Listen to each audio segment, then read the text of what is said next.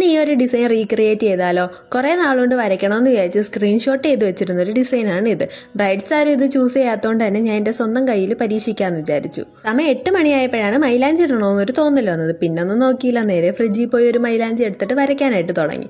പൊതുവേ എൻ്റെ കയ്യിൽ ഞാൻ അങ്ങനെ മൈലാഞ്ചി ഇടാറില്ല. സ്വന്തമായിട്ട് എപ്പോൾ മൈലാഞ്ചി ഇട്ടാലും ലാസ്റ്റ് കൊണ്ടുപോയി കുളമാക്കിയിട്ട് കഴുകി കളയാറാണ് പതിവ്. പക്ഷേ ഈ പ്രാവശ്യം ഞാൻ അങ്ങനെ ചെയ്യത്തില്ലെന്ന് മനസ്സിൽ ഉറപ്പിച്ചുകൊണ്ടായിരുന്നു വർക്ക് സ്റ്റാർട്ട് ചെയ്തത്. എന്നിട്ടും എവിടെയൊക്കെയോ ചെറിയ ചെറിയ തകരാറുകൾ പറ്റിയിട്ടുണ്ട്. പക്ഷെ അതൊന്നും കാര്യമാക്കാൻ ഞാൻ വീണ്ടും വർക്ക് സ്റ്റാർട്ട് ചെയ്തു.